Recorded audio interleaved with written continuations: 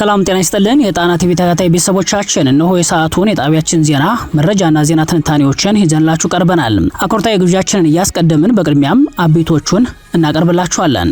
በጎጃም በዋለው አውደ ውጊያ የፖሊስ አመራሮችን ጨምሮ በርካታ ያጋዙ ጦር ሙትና ቁስለኛ ሲሆን የፋኖ ኃይሎች መጠነ ሰፊ የጦር መሳሪያ ምርኮ ገቢ ማድረጋቸውን አሳውቀዋል።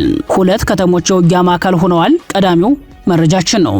በሌላ በኩል በሲዳማና ኦሮሚያ ክልል በተቀሰቀሰ አዲስ ግጭት ከ50 በላይ ሰዎች ጉዳት ማስተናገዳቸው ተሰምቷል። ግጭቱ ቀጣይነት እንደሚኖረው ነዋሪዎች ስጋታቸውን ገልጸዋል። ሌላኛው መረጃችን ነው። የኢትዮጵያ አየር መንገድ በኤርትራ የታገደበትን ገንዘብ ማስመለስ አለመቻሉን አስታወቀም። በብልጽግናና በአስመራ ገዢዎች ወታደራዊ ፍጥጫዎች በጨመረበት በዚህ ጊዜ የአየር መንገዱ መግለጫ የፖለቲካ ዓላማ ያለው ነው ተብሏል። በዝርዝር ይደመጣል። በብልጽግና የምክክር ጉባኤ የሽመልስ አብዲሳ ሐሳብ በበላይነት እየመራ መሆኑ ተሰማም።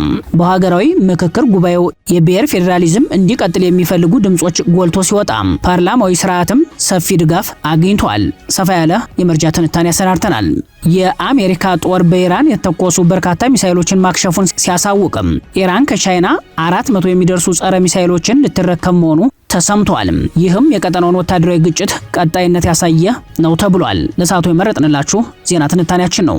እነዚህና ሌሎችን ይዘናል። አሁን ወደ ዝርዝር መረጃዎቹ እናመራለን። በጎጃም በዋለው አውደ ውጊያ የፖሊስ አመራሮችን ጨምሮ በርካታ ያጋዙ ጦር ሙትና ቁስለኛ ሲሆን በሲዳማና ኦሮሚያ ክልል አዲስ ግጭት ተከስቶ ከ50 በላይ ሰዎች ጉዳት ማስተናገዳቸው ተሰማም። በፋኖ ኃይሎችና በአገዛዙ ጦር መካከል የሚካሄደው ውጊያ ተጠናክሮ እንደቀጠለ ነው። በተለይም በጎጃም ቀጠናዎች በተካሄደው ከባድ አውደ ውጊያ የፖሊስ አመራሮችን ጨምሮ በርካታ ያጋዙ ጥምር ጦር አባላት ሙትና ቁስለኛ መሆናቸውን የፋኖ ምንጮች ለጣና ገልጸዋል። አፋብን ቴዎድሮስ 201ኛ ኮር 74ኛ ክፍለ ጦር አባይ ሸለቆ ሻለቃ ዛሬ በቀን 22 2018 ዓ.ም ንጋት 11 ሰዓት አካባቢ በከፈቱት ማጥቃት ድል እንደቀናቸው በግንባር መረጃው ላይ ተመላክቷል። ያፋብን የወረዳው ጊዜያዊ መንግስት የጸጥታ ኃይልም ጭምር በተሳተፈበት የማጥቃት ኦፕሬሽን በነፍሴ ሳር ምድር ወረዳ ሰኞ ገበያ ንዑስ ወረዳና ዲቮ ንዑስ ወረዳ ዲቮ ከተማ ተከማችቶ የነበረው ያጋዙ ጥምር ጦር ክፉኛ ተመቷል ነው የተባለው።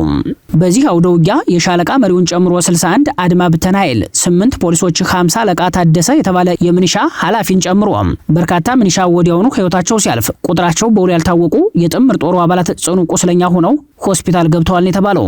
በኦፕሬሽኑ የተገኙ ምርኮች 1 ዲሽቃ 2 ብሬን 79 ክላሽ 5 መገናኛ ሬዲዮ 2 የዲሽቃ ሽንሽል 5 ሳጥን የዲሽቃ ተተኳሽ በርካታ የብሬንና የክላሽ ተተኳሽ 1 ኤፍኤስአር መኪና ሙሉ ሎጂስቲክ እንደጫነ በፋኖ ኃይሎች በቁጥጥር ስር መዋሉ በግንባር መረጃው ላይ ተመላክቷል። በዚሁ አውደ ውጊያ ከሞቱት አመራሮች መካከል ኢንስፔክተር አስናቀ ፖሊስ ጽፈት ቤት ኃላፊ፣ ኢንስፔክተር ወርቁ አድማ ብተና ሻለቃ አዛዥ፣ 10 አለቃ ነጋሽ ዲሽቃ ተኳሽ፣ ጀማል ኦመር አድማ ብተና ጋንታ መሪ፣ ኢንስፔክተር ውዱ የፖሊስ አመራር፣ ኢንስፔክተር ማሞ የፖሊስ አመራር ይገኙበታል ሲል መረጃውን ያደረሰን የአማራ ፋኖ ብሔራዊ ንቅናቄ ህዝብ ግንኙነት መምሪያ ነው። ይህ በእንዲህ እንዳለ በኦሮሚያና በሲዳማ አዋሳኝ አካባቢ ዳግም በተቀሰቀሰ ግጭት ከ50 በላይ ሰዎች ጉዳት ማስተናገዳቸው ተሰማም። በግጭቱ የሰው ህይወት ከመጥፋቱ በተጨማሪ ትምህርት ቤትና የሰብል ምርቶች መውደማቸውን የአካባቢው የዜና ምንጮች ጠቁመዋል። ባለፈው ሳምንት በኦሮሚያው ጊርጃ ወረዳ ጉቦ ሄማ ቀበሌና በምስራቅ ሲዳማ ዞን ጭሪ ቀበሌ መካከል በአገረሸው ግጭት የ10 ሰዎች ህይወት ያለፈ ሲሆን በደርዘን የሚቆጠሩ ሰዎች ቆስለዋል። እንዲሁም በበርካታ ቀበሌዎች የሚኖሩ በሺዎች የሚቆጠሩ ነዋሪዎች ተፈናቅለዋል ሲሉ በሁለቱም ወገን ያሉ የአካባቢው ነዋሪዎች ተናግረዋል። ነዋሪዎቹ ግጭቱ እጅግ አስፈሪና የተደራጀ እንደነበር ገልጸዋል። በዳግም ግጭቱ በአጠቃላይ 12 የሚጠጉ ሰዎች ሲገደሉ ወደ 40 የሚጠጉ ደግሞ ቆስለው በአዶላ፣ ቦሬ፣ ኮያራ፣ ሻሸመኔ፣ ወላይታ ሶዶና አዲስ አበባ በሚገኙ ሕክምና ተቋማት በመታከም ላይ እንደሚገኙ ሰምተናል። በተጨማሪም በርካታ የመኖሪያ ቤቶችና የጉቦ ሄማ የአንደኛ ደረጃ ትምህርት ቤት የወደመ ሲሆን ይህም በሺዎች የሚቆጠሩ ነዋሪዎች ከቤታቸውና ከእርሻ መሬታቸው እንዲፈናቀሉ ማድረጉን ተናግረዋል። ባለፈው ግንቦት 9 ቀን 2018 ዓ.ም በኦሮሚያና ሲዳማ አዋሳኝ አካባቢዎች የተከሰተው ግጭት በመጀመሪያው ቀን ከ17 በላይ ሰዎችን ህይወት መቅጠፉ ይታወሳል። ከምስራቅ ጉጂ የተነሱ የኦሮሞ ልዩ ኃይልና የሚሊሻ አባላት የመከላከያና ፌዴራል ፖሊስን በመጣስ ወደ ሲዳማ ክልል በመዝለቅ ጉባ ሄማ ተብሎ የሚጠራውን አካባቢ መቆጣጠራቸውን ተከትሎ በሺዎች የሚቆጠሩ የሲዳማ ተወላጅ የአካባቢው ነዋሪዎችም ከመኖሪያ ቀያቸው ተፈናቅለዋል። በምስራቅ ጉጂ ዞን እና በምስራቅ ሲዳማ ዞን አዋሳኝ ወደሚገኙ ጌልጃ ወረዳ ጉቦ ሄማ ከተማ አካባቢ የገቡት የኦሮሚያ የምንሻ አባላት የአካባቢውን መዋቅር በማፍረስ ወረራ በፈጸሙ በሁለተኛው ወር ዳግም ግጭት መቀስቀሱ የችግሩን መወሳሰብ ያመላክታል ተብሏል። ከሲዳማ ክልል ጨሬ ወረዳ 7 ቀበሌዎችን ወደ ምስራቅ ጉጂ ዞን የጠቀለሉት የኦሮሞ ልዩ ኃይልና ምንሻዎች በአካባቢው በርካታ የሲዳማ ተወላጅ ንጹሃን ማፈናቀላቸው ታውቋል። ከዚህ ቀደም በፍቅር ይኖሩ የነበሩት የኦሮሞና ሲዳማ ማህበረሰብ አባላትም ኦህዴድ ብልጽግና በሚከተለው የግዛት ተስፋፊነት የተነሳ ተከታታይ ግጭቶች በመቀስቀስ ላይ መሆኑን የአካባቢው መረጃዎች ያሳያሉ። የኢትዮጵያ አየር መንገድ በኤርትራ የታገደበትን ገንዘብ ማስመለስ አለመቻሉን አስታወቀም። በብልጽግናና በአስመራ ገዢዎች ወታደራዊ ፍጥጫዎች በጨመሩበት በዚህ ጊዜ የአየር መንገዱ መግለጫ የፖለቲካ ዓላማ ያለው ነው ተብሏል። የኢትዮጵያ አየር መንገድ በኤርትራ የታገደበት ገንዘብ በሁለቱ ሀገራት መካከል ባለው የፖለቲካ ውጥረት እና የነበረው የህግ ሂደት በመቋረጡ ምክንያት ገንዘብ ማስመለስ አለመቻሉን የድርጅቱ ዋና ስራ አስፈጻሚ መስፍን ጣሰው ገለጹ። አሁን ላይ የኢትዮጵያና የኤርትራ ግንኙነት ጤናማ አይደለም። በዚህ ምክንያት ምንም አይነት ሂደት የለም። ጉዳዩ ባለበት እንደቆመ ነው ያሉት ዋና ስራ አስፈጻሚው በጊዜው ጉዳዩን ወደ ፍርድ ቤት ወስደውት የነበረ ቢሆንም ፖለቲካዊ ውሳኔ በመደረጉ ፍርድ ቤቱ መንቀሳቀስ አልቻለም ብለዋል። በመሆኑም ሁኔታዎች እስኪረጋጉ ድረስ ለመጠበቅ መገደዳቸውን ተናግረዋል። አሁን ላይ ገንዘቡ በኤርትራ ባንክ እንደሚገኝ ያነሱት ዋና ስራ አስፈጻሚው የበረራ መቋረጡም ሆነ የገንዘብ ዝውውሩ መገታት ከፖለቲካዊ ሁኔታዎች ጋር የተያያዘ መሆኑን ጠቁመዋል። የኢትዮጵያ አየር መንገድ ዋና ስራ አስፈጻሚ አቶ መስፍን ጣሰው በዛሬው ዕለት በሰጡት መግለጫ ላይ እንዳሉት አየር መንገዱ በኤርትራ መንግስት የተያዘበት ብር እስካሁን እንዳልተለቀቀ ተናግረዋል። መስፍን በዛሬው መግለጫቸው አጠቃላይ ስለ ኩባንያው የ2018 ዓ.ም የአየር መንገዱ የስራ አፈጻጸም ማብራሪያ ቢሰጡም የኤርትራ መንግስት ገንዘባችንን እስካሁን አልለቀቀልንም ማለታቸው ከወቅታዊ የሁለቱ መንግስታት የፖለቲካ ውጥረት ጋር የተያያዘ አስመስሎታል። የሁለቱ ሀገራት ገዥ ኃይሎች ቅራኔ ማደጉን ተከትሎ የኢትዮጵያ አየር መንገድ ወደ አስመራ መብረር ያቆመው ከ2 ዓመት በፊት እንደሆነ ይታወሳል። አየር መንገዱ በኤርትራ የተያዘብኝ ገንዘብ አለ ቢልም የኤርትራ መንግስት በበኩሉ የኢትዮጵያ አየር መንገድ ላይ የ3.5 ሚሊዮን ዶላር ክስ መመስረቱ አይዘነጋም። የኤርትራ ሲቪል አቪዬሽን ባለስልጣን የኢትዮጵያ አየር መንገድን የከሰሰው በጉዞ ወቅት ጠፍተዋል ባላቸው 450 ሻንጣዎች ምክንያትና ከዛሬ 27 ዓመት በፊት ያልተከፈለኝ ገንዘብ አለ በሚል ሲሆን የኢትዮጵያ አየር መንገድ በበኩሉ በኤርትራ የተያዘበት ገንዘብ እንዲለቀቅ ይፋዊ ጥያቄ አቅርቧል። የኢትዮጵያ አየር መንገድ የአስመራ ቅርንጫፍ የሂሳብ ደብተሩ ሙሉ በሙሉ መታገዱ ወደ ከተማዋ ያደርገው ለነበረው በረራ መቋረጥ አንዱ ምክንያት መሆኑን ገልጾ እንደነበር ይታወሳል። አየር መንገዱ ኤርትራ ውስጥ የናቅፋና የውጭ ገንዘቦች አካውንት የነበረው ሲሆን ይህ ገንዘብ ሙሉ በሙሉ በኤርትራ መንግስት እንደተያዘ ነው የሚለው ኩባንያው ገንዘቡ እንዲለቀቅ አሁንም ጥረት በማድረግ ላይ እንደሚገኝ ዋና ስራ አስፈጻሚው አቶ መስፍን ጣሰው ተናግረዋል። የኢትዮጵያ አየር መንገድ በኤርትራ የተያዘበትን ገንዘቡን በፈለገው ጊዜ የማንቀሳቀስ መብት ቢኖረውም የሁለቱ አገራት ገዢዎች ወደ ለየለት ፖለቲካዊ ቅራኔ መግባታቸውን ተከትሎ ገንዘቡን እንዳይንቀሳቀስ በኤርትራ ሲቪል አቪዬሽን ባለስልጣን መከልከሉ አይዘነጋም። የኢትዮጵያ አየር መንገድ ገንዘቡን ማንቀሳቀስና ለተለያዩ ወጪዎች መጠቀም ባለመቻሉ በረራውን ለማቋረጥ መገደዱን ያሳወቀ ቢሆንም ዋነኛው ምክንያት ግን ይፋዊ የሆነው ፖለቲካዊ ቅራኔ መሆኑ ይታወቃል። ይህን እውነታ የሚያነሱት የጉዳዩ ተከታታዮች የኤርትራ ሲቪል አቪዬሽን በበኩሉ እንደ አውሮፓውያኑ አቆጣጠር ከ1997 እስከ 1998 ዓ.ም ከ27 ዓመት በፊት ለአየር መንገዱ ለሰጠውት የኤር ናቪጌሽን እና ኦቨርፍላይንግ አገልግሎት ያልተከፈለኝ ያለውን ገንዘብ ጨምሮ አየር መንገዱ 450 የኤርትራውያን ሻንጣዎችን አጥፍቷል በሚል ምክንያትም የ3.5 ሚሊዮን ዶላር ክስ ማቅረቡን የፖለቲካው ውጥረት ማሳያ ነው ብለዋል። የነገሩ ምጸት የኤርትራ አቪዬሽን ባለስልጣን መስሪያ ቤት ክሱን የመሰረተው በአስመራ ፍርድ ቤት መሆኑ ነው የሚሉት እኒሁ ወገኖችም ክሱ የተመሰረተው የዛሬ 2 ዓመት ኦገስት 5 2024 መሆኑ ያስታውሳሉ። አክለውም ክሱም ገንዘቡን ተመላሽ ላለማድረግ የቀረበ ክስ ነበር በማለት ዛሬም ድረስ ያልተመለሰው ገንዘብ ፖለቲካዊ ትርጉም ይዞ ይቀጥላል ብለዋል። የኢትዮጵያ አየር መንገድ በኤርትራ የአየር ክልል የመካከለኛው ምስራቅ በረራዎቹን እንደቀጠለ ነው የሚሉት የጉዳዩ ተከታታዮችም የኤርትራ አየር መንገድ በኤርትራ አየር ክልል ላይ መብረር መቻሉ በበጎ ሁኔታ የሚታይ ነው ይላሉ። የኢትዮጵያ አየር መንገድ በተለያዩ ሀገራት ያልተከፈለው የገንዘብ መጠን ከ140 እስከ 150 ሚሊዮን ዶላር እንደሚገመት የአየር መንገዱ ይፋዊ መረጃዎች ያሳያሉ። ይህ በእንዲህ እንዳለ የአየር መንገዱ ዋና ስራ አስፈጻሚ መስፍን ጣሰው በዛሬው መግለጫቸው የስራ ዘመናቸውን በተመለከተ ሐሳባቸውን የሰጡ ሲሆን ሐምሌ 30 ቀን የስራ ዘመናቸው እንደሚጠናቀቅ አስታውቀዋል። አክለውም በጡረታ ሊሰናበቱ መሆኑን ማብራሪያ ሰጥተዋል። በኢትዮጵያ ሕግ መሰረት እድሜው 60 የሞላው ሰው በጡረታ መልኩ ስራውን የሚለቅ ቢሆንም እንደ ብርሃኑ ጁላ ያሉ 60 ዓመት ያለፋቸው የብልጽግና ጄኔራሎች አሁንም ስራ ላይ መሆናቸው ይታወቃል። የአየር መንገዱ ዋና ስራ አስፈጻሚ በጡረታ ስም የሚነሱት የወጡበት ብሔር የጡረታ ጊዜያቸውን ለማራዘም ፖለቲካዊ ፍቃድ የማይሰጠው መሆኑ እንደሆነ ይገመታል። በብልጽግና የምክክር ጉባኤ የሽመልስ አብዲሳ ሐሳብ በበላይነት እየመራ መሆኑ ተሰማ። በሀገራዊ ምክክር ጉባኤው የብሔር ፌዴራሊዝም እንዲቀጥል የሚፈልጉ ድምጾች ጎልቶ ሲወጣ ፓርላማዊ ስርዓትም ሰፊ ድጋፍ አግኝቷል። ብልጽግና አገራዊ የምክክር ኮሚሽን ሲል የሚጠራው በተጨባጭ ግን የገዢው ፓርቲ የፖለቲካ ጉባኤ እንደሆነ በሚታመነው የምክክር ጉባኤ የሽመልስ አብዲሳ ሐሳብ በበላይነት እየመራ መሆኑ ተሰምቷል። የምክክሩ ተሳታፊዎች እንደሚሉት 14ኛ ቀን ውሎ በተካሄደው የስልታዊ ቡድኖች የአጀንዳ ማጠናቀሪያ ሂደት በኢትዮጵያ ተግባራዊ የሆነው አገሪቱን ለከፍተኛ ቀውስ የአማራ ሕዝብን ደግሞ ለመዋቅራዊ ጥቃት ብሎም ለዘር ማጥፋት ተጋላጭ ያደረገው የብሔር ፌዴራሊዝም ስርዓት እንዲቀጥል የሚሉ ድምጾች ጎልቶ መሰማቱ ታውቋል። የዚህ ድምጽ ባለቤት ኦህዴድ ብልጽግና ሲሆን ሽመልስ አብዲሳ በምክክሩ ላይ ፍላጎታቸውን በበላይነት እያስፈጸሙ ለመሆኑ ተጨማሪ ማረጋገጫ ሆኗል ነው የተባለው። ሽመልስ አብዲሳ ከምክክሩ መጀመር ቀደም ብሎ በናዝሬት ከተማ በተካሄደ የፖለቲካ አመራሮች ስብሰባ ላይ ኦሮሚያ ክልል ጠፍቶ ለማየት የሚመኙና ኦሮሚያ የሚለውን ቃል መስማት የማይፈልጉ አካላት አሉ። እነሱ ምኞታቸው አይሳካም ሲሉ መናገራቸው ይታወሳል። ያጋዙን ድብቅ ዓላማ ፊት ለፊት በመድረክ አውጥቶ በመናገር የሚታወቁት ሽመልስም የክልል መፍረስን አጀንዳ በተመለከተ በመድረኩ ላይ እንደተናገሩት ይሄ የጠላት ምኞት በፍጹም ሊሳካ አይችልም። ይልቁንም ክልሉ ወደፊት እየጠነከረ መሬት እየያዘና ውጤታማ እየሆነ ይሄዳል ሲሉ በተናገሩት መሰረት በምክክር ጉባኤው ላይ የእርሳቸው ፓርቲ ሐሳብ በበላይነት እየመራ እንደሆነ ታውቋል። ኦህዴድ ብልጽግና በክልሉ የሚገኙ 21 ዞኖችን በ6 አዳዲስ አበይት አስተዳደራዊ መዋቅሮች ስር የሚያዋቅርበትን ረቂቅ ሰነድ ማዘጋጀቱ ይታወሳል። 6ቱ አስተዳደራዊ መዋቅሮች ምስራቅ ኦሮሚያ፣ ደቡብ ምስራቅ ኦሮሚያ፣ ደቡብ ኦሮሚያ፣ ምዕራብ ኦሮሚያ፣ ደቡብ ምዕራብ ኦሮሚያና ማዕከላዊ ኦሮሚያ ተብለዋል። ለማሳያም አርሲ፣ ምዕራብ አርሲ፣ ባሌና ምስራቅ ባሌ ዞኖች በደቡብ ምስራቅ ኦሮሚያ ስር የተዋቀሩ ሲሆን ምስራቅና ምዕራብ ሐረርጌ ዞኖች በምስራቅ ኦሮሚያ ስር እንደሚዋቀሩ ሰነዱ ይገልጻል። ምስራቅ ሸዋ፣ ምዕራብ ሸዋ፣ ሰሜን ሸዋና ደቡብ ምዕራብ ሸዋ ዞኖች በማዕከላዊ ኦሮሚያ ስር እንደሚተዳደሩ በሰነዱ ላይ ተጠቅሷል።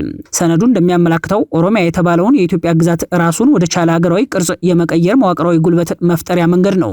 ለዚህ መሰሉ የመዋቅር አደረጃጀት እንደ አዲስ አበባና ድሬዳዋ ያሉ ከተማ በሪሶርስ አጠቃቀምና በዲሞግራፊ እንዲሁም በአመራር ምደባ ደረጃ የኦህዴድ ገባሪ እንዲሆኑ ለማድረግ የረጅም ጊዜ የፖለቲካ ኢኮኖሚ ግንባታ ፕሮጀክት ተይዞ እየተሰራ እንደሆነ ከዚህ ቀደም መዘገባችን ይታወሳል።